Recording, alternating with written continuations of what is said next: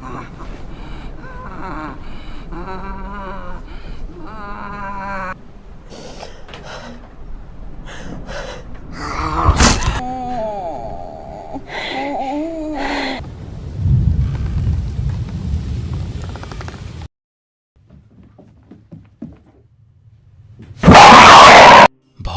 আতঙ্ক, বিভীষিকা এই শব্দগুলোর মানে জানা আছে তো? কারণ আজকের ভিডিওতে এই শব্দগুলো বারবার ব্যবহার হতে চলেছে। Hello and welcome to AST story. একটা গ্রাম যেখানে জনবসতি প্রায় নেই বললেই চলে। গ্রামে ঢোকার রাস্তার মুখে আছে একটা কুয়া, যার ভেতরে তাকানো বারণ। আর আছে একটা শুনশান বাড়ি, যেখানে রাত 9:30 বাজলে নাকি ঘর থেকে কখনো বেরোতে নেই, নয়তো এমন কোন রহস্য লুকিয়ে আছে সেই বাড়িটার ভেতরে? আর সেই কুয়ার ভেতরেই বা তাকানো বারণ কেন? একটা শরীর শিউরে ওঠা horror thriller, AST story presents the visit. Movie শুরু হয়, দেখা যায় ক্যামেরার সামনে বসে এই মহিলা, এনার নাম লরিটা। ইনি বলে চলেছেন, আমি 19 বছর বয়সে এক টিচারের প্রেমে পড়ি। আমার মা বাবার পছন্দ ছিল না এই সম্পর্ক। তারপর একদিন আমি আমার বাড়ি ছেড়ে পালিয়ে যাই, কিন্তু তারপরে বুঝলাম যে মানুষটাকে ভালোবেসে বিয়ে করেছি সেই মানুষটা ঠিক নয়। একদিন যার হাত ধরে বাড়ি থেকে বেরিয়েছিলাম সেই মানুষটাও যেন কোথায় চলে যায়, এবং তারপরে তাকে আর নাকি দেখা যায়নি। দেখা যায় লরিটার একটা মেয়ে আছে যার নাম বেক্কা, এবং একটা ছেলে আছে যার নাম টাইলার। তারা ক্যামেরা নিয়ে সামনে বসে আছে এবং এই কথাগুলো রেকর্ড করছে, কারণ বেক্কা একটা ডকুমেন্টারি ভিডিও বানাচ্ছে তার মায়ের অতীত জীবন নিয়ে, কারণ তার মায়ের অতীত জীবন নাকি অনেকটাই রহস্যময়। বেক্কা তার মাকে জিজ্ঞেস করে, মা, তুমি ওই বাড়ি ছেড়ে কেন চলে এসেছিলে? তার মা কেমন যেন প্রশ্নটা এড়িয়ে যায় আর বলে, আমার মা বাবাকে আমি 15 বছর ধরে দেখিনি। 15 বছর পর আমার মা বাবা আমাকে ইন্টারনেটে খুঁজে পেয়েছে, আর তারা তোমাদের 2 ভাই বোনকে দেখতে চায়। লরিটার একটা বয়ফ্রেন্ড আছে যার সাথে সে সমুদ্রে একটা জায়গায় ছুটি কাটাতে যাচ্ছে, এবং টাইলার আর বেক্কাকে লরিটা বলে, আমি 7 দিনের জন্য ছুটি কাটাতে যাচ্ছি, তো তোমরা ওই 7 দিন তোমাদের দাদু দিদা যেই গ্রামে থাকে সেখানে চলে যাও, সেখান থেকে ঘুরে এসো। আমার সাথে 15 বছর হলো তাদের কোনো সম্পর্ক নেই। তারা যখন তোমাদেরকে দেখতে চেয়েছে, আমার মনে হয় তোমাদের সেখানে যাওয়া উচিত। বেক্কা আর টাইলার পরের দিন রওনা হয়ে যায়। এখানে বলে দেই, এই মুভির শুটিংটা একটু আলাদাভাবে হয়েছে। বেক্কা আর টাইলারের হাতে যে ক্যামেরাটা আছে, এই ক্যামেরা দিয়েই এই মুভির 80% শুটিং হয়েছে, এবং এই জন্য মুভির অনেক জায়গায় এরকম মনে হবে যে ঘটনাগুলো যেন আমাদের সাথেই ঘটছে বা আমাদের সামনেই ঘটছে। তো বেক্কা টাইলার পৌঁছে যায় ফিলাডেলফিয়া নামে একটা শহরে। দেখা যায় সেখানে তার দাদু দিদা এসেছে। তার দাদুর নাম হলো পপ এবং তার দিদার নাম হলো নানা। প্রথমবারের জন্য তারা একে অপরকে দেখছিল, এবং এই শহর থেকে অনেকটাই দূরে একটা গ্রামে তাদের বাড়ি। সন্ধে তখন প্রায় হয়ে আসছে যখন তারা তাদের পপ এবং নানার সাথে একটা অনেক দূরে বরফে ঢাকা গ্রামে গিয়ে পৌঁছয়। সাধারণভাবে গ্রাম খুব সুন্দর জায়গা হয়ে থাকে, কিন্তু এই গ্রামটা কেমন যেন ছন্ন ছাড়া। চারিদিকে কোনো লোকজন তো দূরের কথা, একটা পশু পাখি পর্যন্ত দেখা যায় না, এবং বাড়িটা দেখে মনে হয় যেন কোনো রহস্য ভেতরে নিয়ে বাড়িটা চুপচাপ দাঁড়িয়ে আছে। সেই বাড়িতে পৌঁছানোর সাথে সাথে ফোনের নেটওয়ার্ক চলে যায়। কিছুক্ষণ পর টাইলার যখন ঘুরে বেড়াচ্ছিল, সে পপকে দেখে বাড়ির বাইরে একটা আলাদা ঘর ছিল, যেটাকে শেড হাউস বলে। সেই শেড হাউসের সামনে কিছু একটা করছিল সে। টাইলার চিৎকার করে পপকে ডাকে, কিন্তু বৃদ্ধ একবার কেমন চোখে যেন সেদিকে তাকায় এবং সেখান থেকে চলে যায়। সেদিন রাতের বেলায় বৃদ্ধ বেক্কা টাইলারের রুমে আসে এবং নিচু গলায় বলে, রাত 9:30টার পর আমরা সবাই এখানে ঘুমিয়ে পড়ি, এবং এটাই বাড়ির নিয়ম, তোমাদেরকেও সেটাই মানতে হবে। কিন্তু গভীর রাতে বেক্কার হঠাৎ খিদে পেলে সে অন্ধকারেই রান্নাঘরের দিকে যাচ্ছিল। সিঁড়ি দিয়ে নামার সময় সে দেখে তার দিদাকে, সেই বৃদ্ধা মহিলা যার নাম নানা। সে বিকট শব্দে বমি করতে করতে সামনের দিকে হাঁটছে এবং কেমন যেন একটা গোঙানোর আওয়াজ করছে। পরনে একটা সাদা পোশাক। সে ভয় পেয়ে রুমে দৌড়ে চলে আসে, এবং পরদিন সকালে পপ জানায় যে নানা নাকি কাল রাতে পেটের সমস্যার কারণে ওরকম বিকট শব্দ করছিল এবং বমি করছিল। কিছুক্ষণ পর বেক্কা আর টাইলার বাইরের ওই ঘরটার নিচে একটা আন্ডারগ্রাউন্ড জায়গা ছিল, সেখানে লুকোচুরি খেলছিল। কিন্তু বেক্কা হঠাৎ করে দেখে এক বৃদ্ধা মহিলা জন্তুর মতো আওয়াজ করে হামাগুড়ি দিয়ে বিশাল জোরে ছুটে আসছে, আর বেক্কার পেছনে এসে ফিসফিস করে সে বলে, আমি চলে এসেছি, আমার কাছে আয়। আর আমার কাছে না এলেও আমি ঠিক ধরে ফেলবো। বেক্কা জোরে চিৎকার করতে করতে সেখান থেকে পালাতে থাকে এবং সাথে টাইলারও, এবং তারা যত জোরে ছুটছিল সেই জন্তুটাও যেন তাদের পেছনে ঠিক ততটাই জোরে ছুটছিল। কিন্তু তারা অবাক হয়ে যায় যখন তারা আন্ডারগ্রাউন্ড থেকে বাইরে বেরোয়। তারা দেখে সেই বৃদ্ধা আর কেউ নয়, নানা ছিল। তারা অবাক হয়ে যায়। নানা যেন কিছুই করেনি, চুপচাপ সেখান থেকে সে চলে যায়। পরদিন সকালবেলা দরজায় একজন অচেনা মানুষ বেল বাজায়। এই লোকটার নাম ডক্টর স্যাম। ডক্টর স্যাম জিজ্ঞেস করে, নানা আর পপ কোথায়? বেক্কা বলে, দুজনেই মর্নিং ওয়াকে গেছেন। ডক্টর বলে, আমি অনেক দিন ধরে ফোন করার চেষ্টা করছি ওদেরকে, কিন্তু পাচ্ছি না। এই বলে ডক্টর সেখান থেকে চলে যায়। কিছুক্ষণ পর টাইলার সেই যে বাড়ির বাইরে শেড হাউসটা দেখেছিল, যেখানে সেদিন পপ কিছু করছিল, সেখানে যায়। তার মনের ভেতরে সন্দেহ জাগে, এমন কি আছে এই শেড হাউসের ভেতরে যে এখানে যাও বারণ। টাইলার সেই ঘরের ভেতরে গিয়ে কিছুটা খোঁজাখুঁজি করতেই দেখে মাছি ভ্যান ভ্যান করছে এক জায়গায়, আর সেখানে ডাইপারের মতো কিছু কাপড় পরে আছে। দেখে মনে হচ্ছে রক্ত শুকিয়ে আছে সেগুলোতে। সে ভয় পেয়ে চিৎকার করে বাইরে এসে পড়ে এবং নানাকে এটা নিয়ে জিজ্ঞেস করলে নানা বলে, পপের একটা রোগ আছে, সে যখন তখন প্যান্টে প্রস্রাব করে ফেলে এবং এই জন্য সে ডাইপারের মতো কাপড় ব্যবহার করে।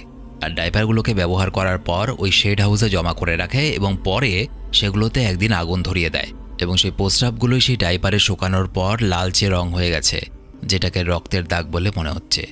নানার কথা মেনে নিলেও টেইলারের মন থেকে কিন্তু ওই শেড হাউসের চিন্তা কিছুতেই যায় না। সেদিন রাতে আবার কিছু একটা ঘটে। হঠাৎ শব্দে ওদের ঘুম ভেঙে যায়। বেক্কা আর টেইলার ভয় পেয়ে যায়। তারা আস্তে আস্তে পা টিপে টিপে দরজা খুলে দেখে নানা উলঙ্গ অবস্থায় দেওয়ালের মধ্যে নখ দিয়ে আঁচড়াচ্ছে আর কেমন একটা বিকট শব্দ করছে। ওরা ভয় পেয়ে দরজা বন্ধ করে দেয়। পরদিন সকালে বেক্কা পপকে দেখে সে কোথাও যাওয়ার জন্য তৈরি হচ্ছে। পপকে জিজ্ঞেস করলে সে বলে, আমায় একটা বিশেষ কস্টিউম পার্টিতে যেতে হবে। আমি স্টেশনে যাব ট্রেন ধরতে এবং তারপর সেই পার্টিতে যাব।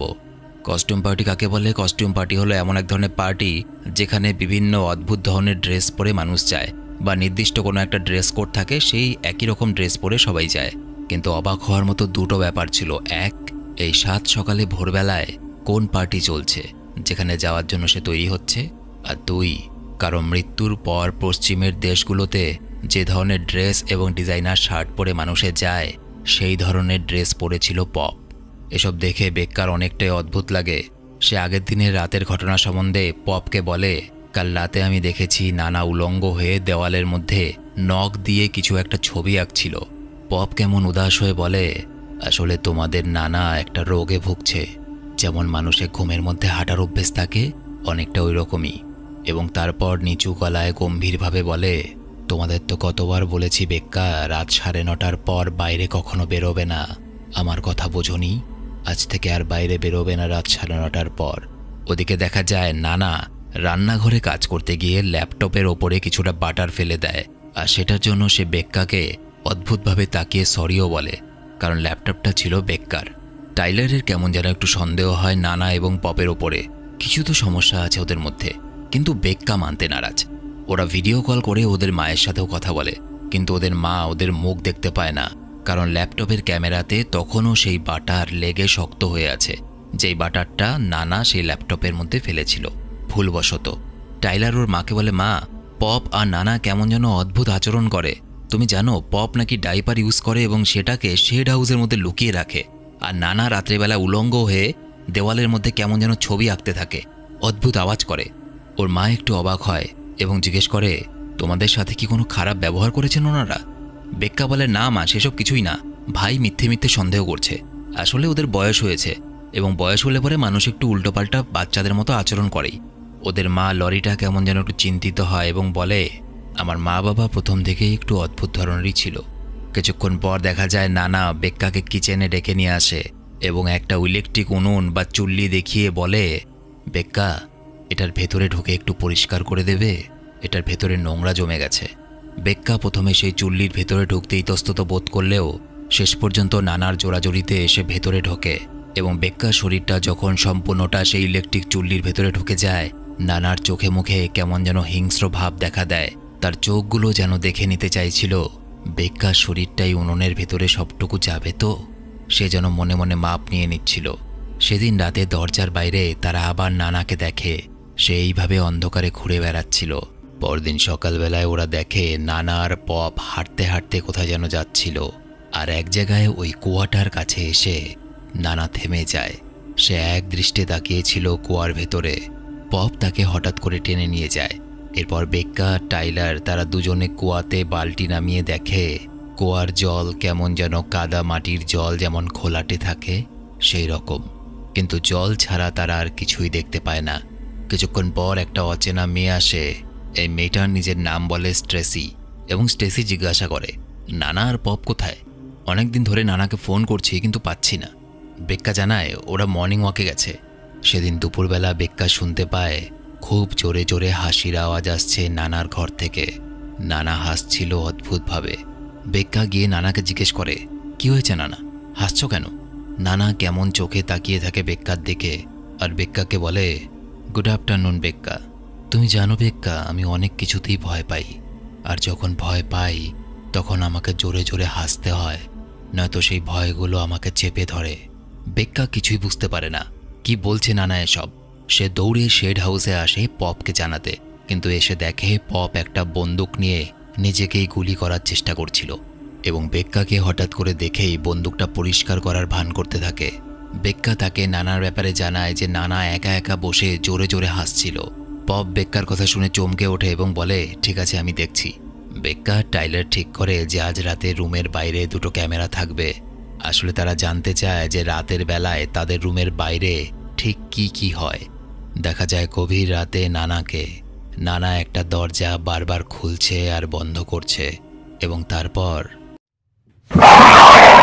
নানা দেখে ফেলেছে যে সেখানে কোনো ক্যামেরা লাগানো হয়েছে। সে ক্যামেরাটা হাতে নেয় এবং একটা বড় ছুরি নিয়ে বেক্কা টাইলারের রুমের দরজায় গিয়ে দরজায় বাড়ি মারতে থাকে, আর ভেতরে ভাই বোন আতঙ্কে চুপচাপ বসে থাকে। এভাবেই আতঙ্কের রাত কেটে সকাল হয় এক সময়। বেক্কা ওই ক্যামেরার ভিডিওতে সব দেখে বুঝতে পারে যে নানা জেনে গেছে যে তারা নানা আর পপের ওপরে নজর রাখছে। বেক্কা সময় নষ্ট না করে টাইলারকে বলে, ভাই তাড়াতাড়ি জামা কাপড় প্যাক করে নে, এমনিতেও আজকের রাতটা আমাদের এখানে শেষ রাত, কাল সকালে আমরা বাড়ি চলে যাব। পপের সাথে সকালবেলায় কথা হচ্ছিল বেক্কার। পপ বলে, আমি একটা ফ্যাক্টরিতে কাজ করতাম, ওখানে রাতের বেলায় মাঝে মাঝে আমি সাদা কিছু একটাকে ঘুরে বেড়াতে দেখতাম সেই ফ্যাক্টরির চারপাশে, কিন্তু আফসোস এটা আমি ছাড়া আর কেউই দেখতে পেত না। এটা সবাইকে বলার পর ওই কোম্পানি থেকে আমাকে বের করে দেওয়া হয়েছিল। কিছুক্ষণ পর বেক্কা ওর ল্যাপটপের ক্যামেরার ওপর থেকে সেই শুকিয়ে যাওয়া বাটারগুলোকে উঠিয়ে ফেলে, আর এই সময় দেখে সেই স্ট্রেসি এসেছে, সেদিন যে মেয়েটা এসেছিল। আর পপ আর নানার সঙ্গে কিছু একটা বিষয়ে কথা কাটাকাটি চলছে। কিছু কিছু কথা কানে আসছিল। স্ট্রেসি খুব উত্তেজিতভাবে নানা আর পপকে বলছিল, আমি যখন ওই জঙ্গলের রাস্তাটা দিয়ে আসছিলাম আমি নিজের চোখে দেখেছি যে আপনারা, ব্যাস এতটুকু শোনা গেল, বাকি আর কিছু শোনা গেল না। আর আরেকবার শোনা গেল স্টেসি রেগে গিয়ে বলছে, আমাকে আপনারা ভুল করেও ছোবেন না, আমার থেকে দূরে থাকুন। এই দুটো লাইন শোনা গেল, শুধু কিছু বোঝা গেল না। এর কিছুক্ষণ পর নানার সাথে কথা বলছিল বেক্কা। সে নানাকে বলে, নানা যখনই আমি আমার মা সম্বন্ধে আপনাকে জিজ্ঞেস করি আপনি এড়িয়ে যান। আমি শুধু একটাই প্রশ্ন করতে চাই আপনাকে, আচ্ছা নানা, আমার মা যেদিন এই বাড়ি ছেড়ে চলে গিয়েছিল এমন কি হয়েছিল সেদিন? কেন চলে গিয়েছিল? কিছু তো করেছিল আমার মা, কি করেছিল? নানাকে দেখা যায় সে চিৎকার করে বলে, আমি জানি না, আমি কিছুই জানি না, আর কপাল চাপড়াতে শুরু করে। বেক্কার এবার যেন কেমন একটা কিছু গন্ডগোল লাগছিল, কোনো কিছু ঠিকঠাক নেই বাড়ির মধ্যে। সে আর টাইলার তার মা লরিটাকে ভিডিও কল করে আর তার মাকে বলে, মা তুমি এখানে তাড়াতাড়ি এসো, আমাদেরকে নিয়ে যাও। নানা আর পপের ব্যবহার ঠিক সুবিধের মনে হচ্ছে না। ল্যাপটপের ক্যামেরার ওপর থেকে সেই শুকিয়ে যাওয়া বাটার উঠে গিয়েছিল, সুতরাং সেই ক্যামেরা দিয়ে তার মা টাইলার এবং বেক্কাকে দেখতে পাচ্ছিল। টাইলার তার মাকে বলে, মা তুমি তো অনেক বছর হলো তোমার মাকে দেখোনি, মানে নানাকে, দেখবে? সেই জানালার বাইরের দিকে থাকা নানার দিকে ল্যাপটপের ক্যামেরাটা ঘোরায়, আর লরিটাকে দেখা যায় লরিটা চমকে ওঠে এবং আতঙ্কে গলা শুকিয়ে যায়। সে প্রচণ্ড ভয় পেয়ে বেক্কা টাইলারকে জিজ্ঞাসা করে, তোমরা এতদিন ধরে এর সাথে আছো? তারা বলে, হ্যাঁ। লরিটা বলে, কিন্তু এই মহিলাকে তো আমি প্রথমবার দেখছি, ইনি তো আমার মা নন, এটা নানা নয়, এই মহিলা কে? বেক্কা টাইলার প্রচণ্ড ভয় পেয়ে যায়, কারণ তারা এতদিন ধরে যে মানুষগুলোকে নানা আর পপ বলে জেনে এসেছে তারা আসলে নানা আর পপ নয়। লরিটা বলে, বেক্কা খুব ভালো করে শোনো, একদম ভয় পেও না, আমি খুব তাড়াতাড়ি আসছি ওখানে, আর তোমরা যত তাড়াতাড়ি পারো ওই বাড়িটা থেকে পালিয়ে বাইরে চলে যাও, বাইরের যে কোনো জায়গায় গিয়ে লুকিয়ে থাকো যতক্ষণ না পর্যন্ত আমি ওখানে না আসছি, কিন্তু এই বাড়ির ভিতরে আর এক মুহূর্ত থেকো না। কিন্তু নানা এবং পপ কখনো উড়ান পরিষ্কার করার বাহানায় বা কখনো অন্য কিছু বলে সারাক্ষণ ওদের ভাই বোনের সাথেই থাকে। ওরা ওখান থেকে পালাতে পারে না এবং সন্ধে হয়ে আসে। একসময় সুযোগ বুঝে ওরা ভাই বোন বাইরে বেরোতে যায়, কিন্তু দরজা খুলতেই দেখে সন্ধ্যাবেলার অন্ধকারে স্ট্রেসির মৃতদেহটা সামনের গাছে ঝুলছে। কেউ স্ট্রেসিকে মেরে গাছে ঝুলিয়ে দিয়েছে। ঠিক এই সময় পপ আসে আর বলে, আজকে তো তোমাদের শেষ রাত এই বাড়িতে, চলো একটা গেম খেলা যাক।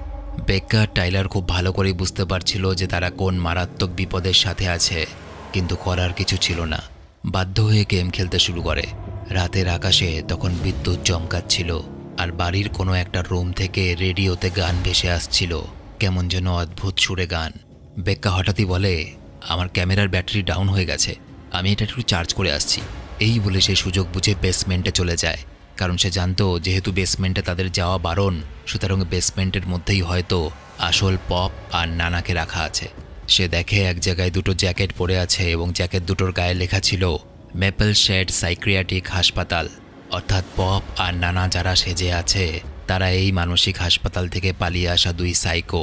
এবং এখান থেকে জানা যায় এই মানসিক হাসপাতাল থেকে এই দুই মানসিক রোগী বা সাইকো পালিয়ে আসে এবং পালিয়ে আসার পর নানা আর পপের কাছে আশ্রয় চায়। নানা আর পপ তাদেরকে ভালো মানুষ ভেবে আশ্রয় দেওয়ার পর তারা সুযোগ বুঝে একদিন নানা আর পপকে খুন করে ফেলে এবং বেক্কা দেখতে পায় তার আসল নানা এবং পপের মৃতদেহ।